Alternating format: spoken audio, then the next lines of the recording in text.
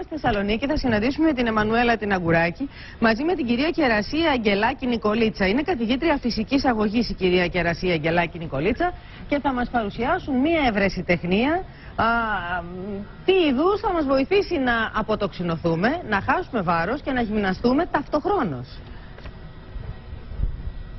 Καλημέρα σας. Πρόκειται για μια νέα πατέντα στις μεθόδους αδυνατίσματος που συνδυάζει την υπέρυθρη ακτινοβολία με την ήπια άθληση και τα πλεονεκτήματα της οποίας θα μας εξηγήσει ακριβώς αμέσως τώρα η κυρία Αγγελάκη. Και τη διαδικασία που ακολουθείτε που βλέπουμε αυτή την ώρα. Ναι, να αναφέρω λοιπόν, όπως είπατε και πριν, είμαι καθηγήτρια φυσικής αγωγής και αθλητισμού και τα τελευταία 8 χρόνια ασχολούμαι πάρα πολύ με νέα συστήματα προπόνησης.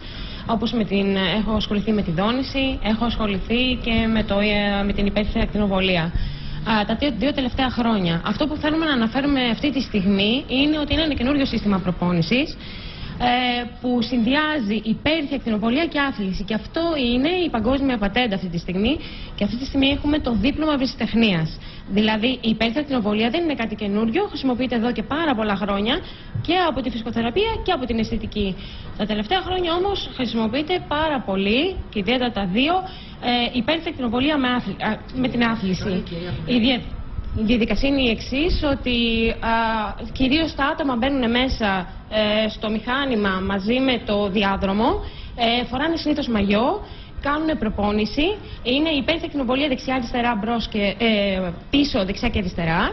Η άθληση είναι ήπια, γίνεται συνήθως με διάδρομο, απλή μορφή άσκησης, είτε θα το συναντήσουμε με στέπ, με αποδύτω κτλ.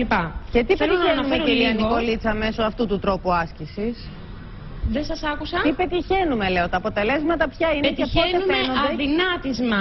Το αδυνάτισμα. Πετυχαίνουμε αδυνάτισμα, καύση λίπους. Πολύ γρήγορα, αποτελεσματικά και με ασφάλεια.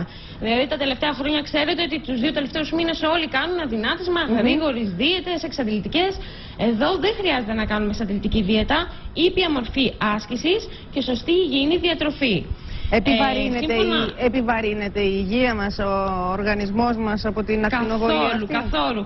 Καθόλου. Δεν είναι η περιόδια ακτινοβολία όπως γίνεται στον ήλιο. Έχουμε υπέρυθρη ακτινοβολία και είναι ένα φυσικοθεραπευτικό φως που χρησιμοποιείται εδώ και πάρα πολλά χρόνια. Έχει όλες τις εγκρίσεις, κυρία Νικολίτσα, έχει περάσει όλους τους ελέγχους και έχει εγκριθεί? Φυσικά. Αυτή τη στιγμή έχω στα χέρια μου το δίπλωμα ευρεσιτεχνίας από τον Οργανισμό Βιομηχανικής Ιδιοκτησίας. Η αίτηση έγινε στις 12 του 7 και την πήραμε στα χέρια μας στις 25 του 9 μέχρι το 2027. Και επίσης να αναφέρω... Ναι.